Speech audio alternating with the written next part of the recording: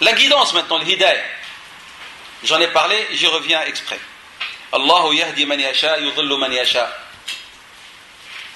Ça veut dire que Dieu a créé la guidance et Dieu a créé l'égarement. Sans discuter, c'est le sens.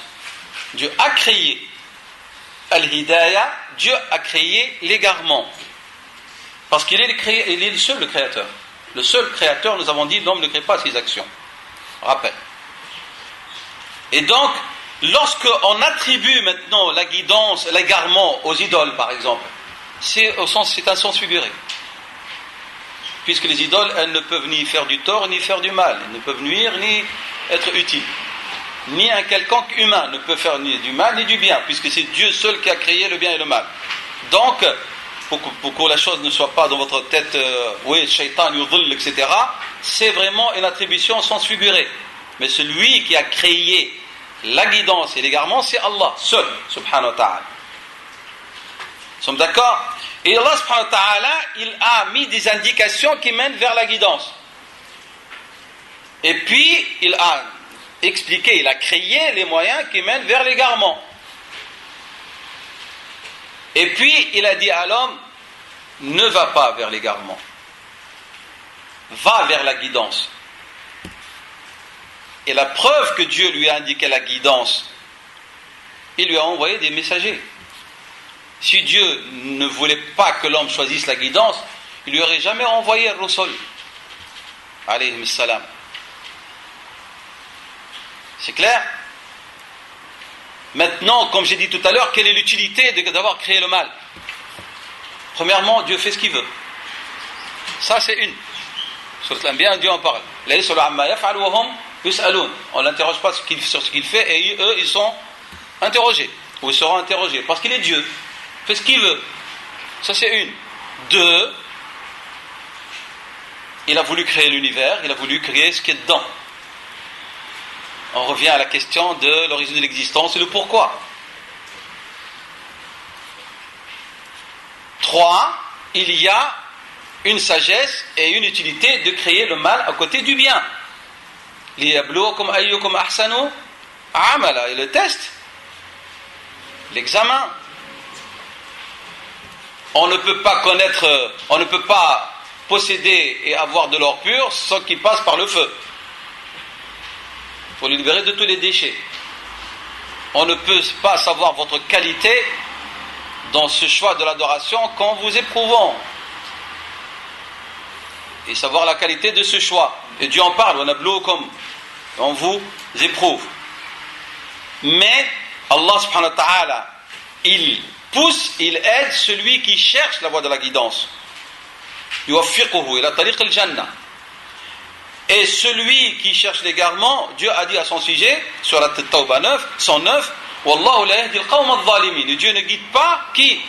Les gens injustes, le groupe injuste. Ils sont injustes envers leur personne.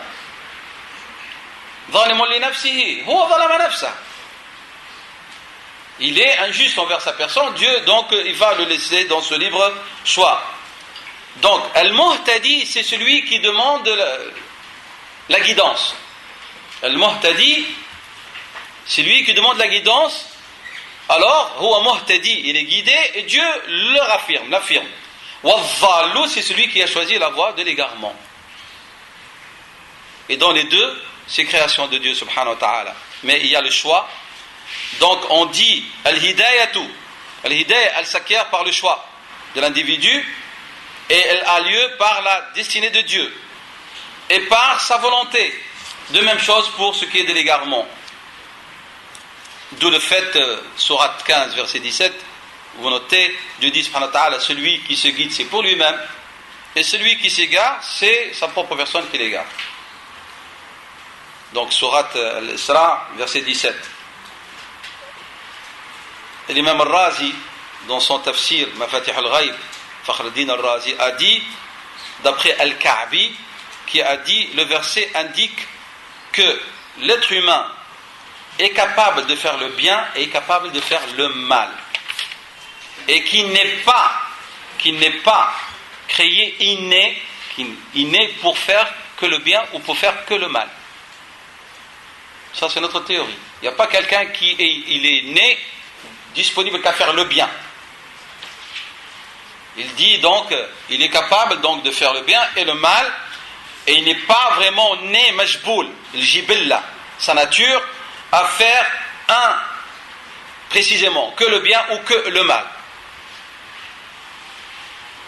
L'imam Shingiti, dans son exégèse, Muhammad Amin Shingiti, il dit, celui qui est guidé, il agit conformément à ce que Dieu agrée.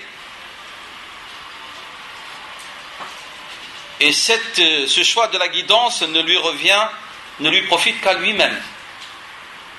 Parce que c'est lui qui va s'élever dans les degrés. C'est lui qui va en tirer profit dans cette vie et dans l'au-delà. Et celui qui s'égare et s'éloigne du chemin de la droiture, il a agi et a commis ce qui déplaît à Dieu et le met en colère contre lui, et son égarement ne peut ne nuire qu'à sa propre personne. Donc la guidance, donc, elle est créée par Dieu, j'insiste, et l'égarement est créé par Dieu, et l'être humain, il acquiert la guidance, il est affirmé, il acquiert l'égarement, il est affirmé dans son choix. Ce sont très importants ces notions de choix. Allah subhanahu wa ta'ala, il égare par sanction. Pourquoi ? Parce qu'il a démontré, il a explicité la voie de la droiture, de la guidance, et le serviteur a refusé. Donc, il égare. Il n'égare pas parce que Dieu a décidé que cette personne soit égarée, comme ça. Maintenant, si je veux aller encore plus loin, et s'il a décidé d'égarer un groupe de gens, il a décidé de guider un groupe de gens, vous pouvez le questionner pourquoi il fait ça, comme créature. Si on veut pousser loin, non, puisqu'il est Allah. C'est ce que nous rappelle alors de sans arrêt Ibn al-Qayyim Taymiyyah, son cheikh. Ils insistent sur cette notion-là, malgré que je vous expliquais la règle de l'acquisition. Ils disent, au-delà de tout ça, Dieu fait ce qu'il veut, subhanahu wa ta'ala. Et donc, le vrai serviteur, c'est celui, alladhi yusallam. Yusallam. En toute confiance. Il accepte. Et dans l'acceptation, il y a la quiétude totale. Tuma'nina. Et là, c'est un degré supérieur de la foi. C'est un degré supérieur. De ne jamais mettre en cause, en doute, les décrets de Dieu, subhanahu wa ta'ala. Donc, voilà, donc j'ai essayé à travers ces notions. Je vais tout à l'heure, bi'hawlillah ta'ala, après vos questionnements et la petite pause, revenir à la liberté, mais maintenant la liberté dans un autre sens.